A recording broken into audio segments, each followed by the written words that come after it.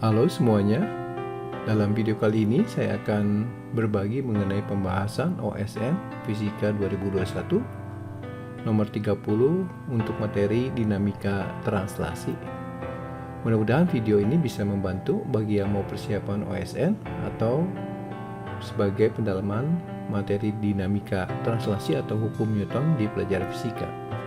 Ayo, kita langsung mulai. Soal dan pembahasan OSK 2021 untuk materi dinamika translasi. Soalnya seperti berikut ini. Massa M1 3 kg dan M2 1 kg diikatkan dengan tali yang tak bermassa di atas bidang miring M besar sama dengan 5,75 kg dengan sudut kemiringan alfa dan beta. Diketahui nilai sin alfa 0,6 dan sin beta 0,8. Seluruh permukaan bersifat licin. Mula-mula sistem dalam keadaan diam, kemudian dilepas. Besar percepatan bidang miring relatif terhadap lantai sama dengan berapa meter per second kuadrat ya. Jadi gambar ini ada bidang miring massanya M, ada dua benda M1 dan M2 dihubungkan memakai tali melalui katrol ini ya dalam pengaruh gravitasi bumi G. Pertanyaannya, berapakah percepatan gerak dari bidang miring ini relatif terhadap lantai yang diam ya. Jadi saya coba kita tuliskan dulu diketahuinya seperti ini. Kemudian kita mulai gambar dulu gaya berat ya. MG ini untuk bidang miring, kemudian untuk benda 1 M1G dan benda 2 M2G ya. Setelah itu kita tahu akan ada gaya normal dari lantai ya.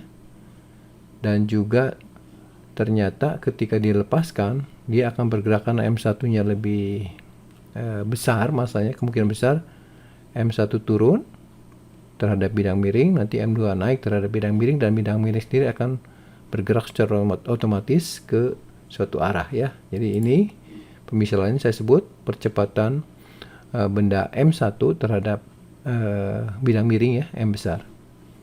Itu nanti nilainya akan sama dengan percepatan benda 2 terhadap bidang miring ya.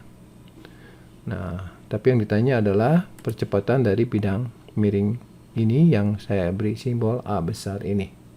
Baik, sekarang kita akan menganalisisnya. Saya mulai dengan menggambar terlebih dahulu dan menuliskan bilangan yang diketahui ya, seperti ini. Jadi yang ditanya adalah percepatan dari gerak benda A ini atau bidang miring ini terhadap lantai yang diam. Oke, saya ambil free body ya. Free body-nya bidang miring, kita akan fokus di bidang miring. Saya gambar ulang seperti ini, massanya F ya.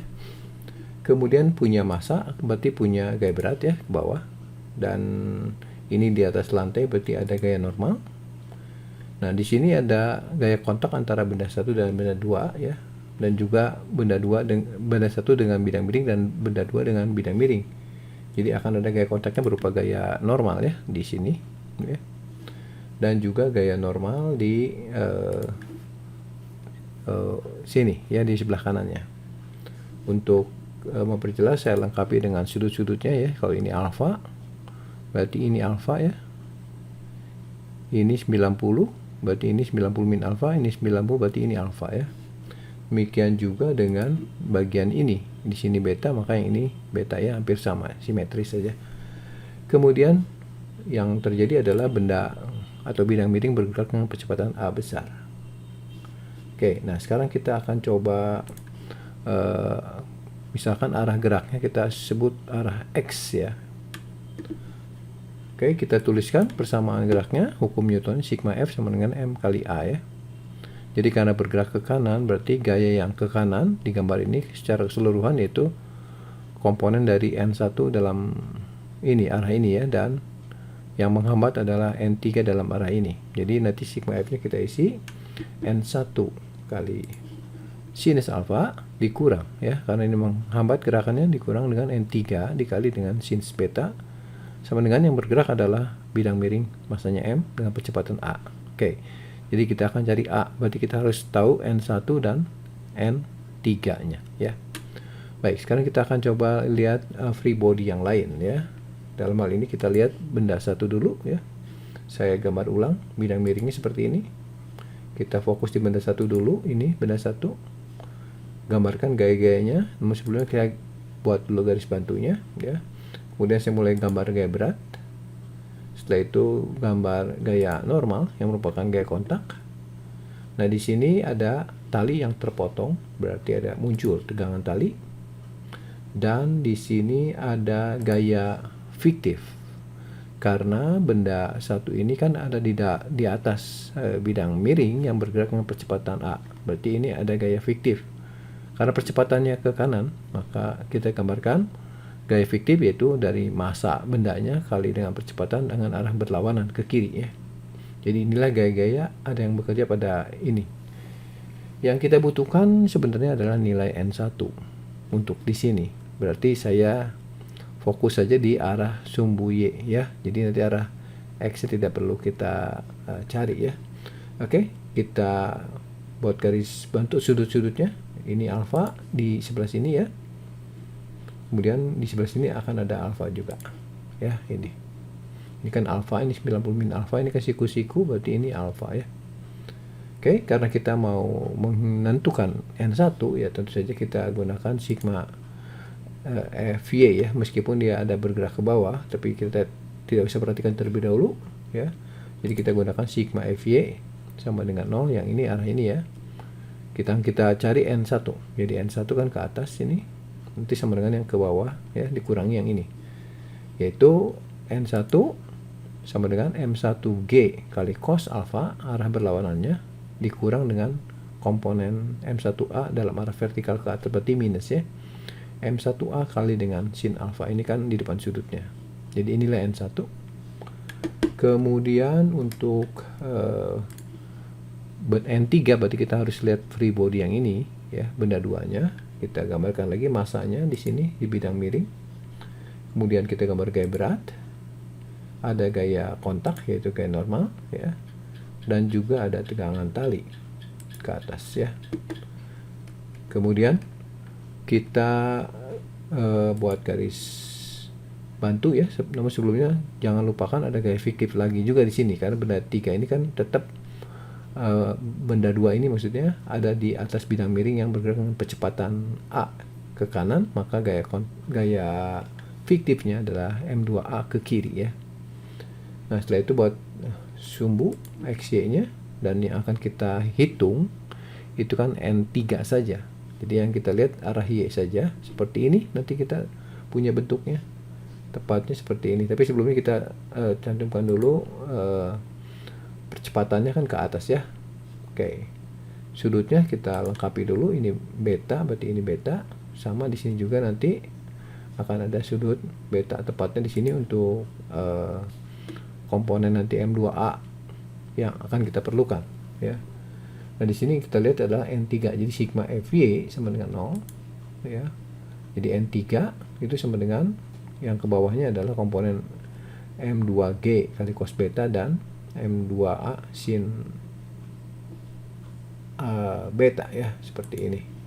Jadi N3 sama dengan M2G cos beta yang ini, yang hitam ya, komponen vertikalnya, komponen Y-nya ditambah dengan M2A, komponen ini kan di depan sudut ya, berarti M2A sinnya sin beta ya. Oke. Nah, sekarang kita akan coba substitusi nilai N1 ini dan N3 ini ke dalam persamaan ini untuk mendapatkan A ya. Sepertinya kita bisa langsung mendapatkan A-nya.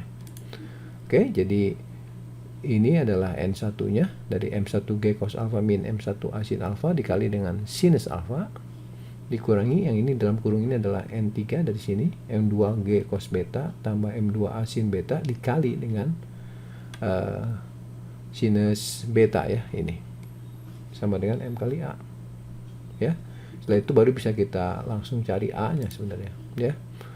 Tapi kita akan kelompokkan dulu ya. Untuk yang ada variabel A yang ini sama ini kita kelompokkan sebelah kanannya. Jadi yang ini M1G cos alpha kali sin alpha taruh di sini, dikurangi M2G cos beta sin beta ini sama dengan A-nya kita keluarkan dikali M dari sini, tambah pindahan dari sini ya, M1 sin kuadrat alfa. Terus pindahan dari sini juga tambah lagi M2 sin kuadrat beta. Nah, baru kita bisa hitung A-nya. Sehingga bentuk atau rumus A-nya seperti ini. M1 sinus alfa cos alfa dikurang M2 sin beta cos beta dikali G ya. Di atas ini dibagi dengan jumlah ini, M tambah M1 sin kuadrat alfa tambah dengan M2 sin kuadrat beta. Nah, ini besarannya sudah tahu semua nih dari sini ya. Bisa kita substitusikan saja langsung. M1 nya 3, sin alfanya 3/5, berarti cos alfanya 4/5, M2 nya 1 ya. Sin betanya 4/5, berarti cos betanya 3/5 ya. Per massa bidang miringnya 5,75, M1 nya 3, sin kuadrat alfa jadi 3/5 kuadrat, tambah M2 nya 1, sin betanya 4/5 dikuadratkan, dikali dengan G nya kalau misalnya kita anggap 10 boleh, atau kita anggap 9,8 juga boleh ya. Rasinya tidak akan terlalu jauh, jadi saya mungkin lebih eksak, saya ambil 9,8 saja ya. Jadi 3 kali 3 kali 4 itu 36 dikurang 1 kali 4 kali 3 12, 3 kurangi 12 itu 24, penyebutnya per 25 ya. Kemudian untuk ini 5,75, ini 3 kali 9 27, 1 kali 16 16 per 25 ya. Oke, nah kalau kita hitung maka kita bulatkan dengan satu tempat desimal, didapatkan 1,3 satuannya meter per second kuadrat. Ya, inilah isinya. Jadi percepatan bidang miring terhadap lantainya adalah 1,3 meter per second kuadrat ya. Demikianlah pembahasan OSN Fisika 2021 untuk materi dinamika translasi ini. Nantikan terus ya video pembahasan berikutnya, khususnya untuk seri OSN Fisika. Jangan lupa untuk subscribe sebagai dukungan untuk saya, dan juga share dan juga komen, serta nyalakan notifikasi untuk informasi mengenai video terbaru lainnya. Sampai di sini, sekian dan terima kasih.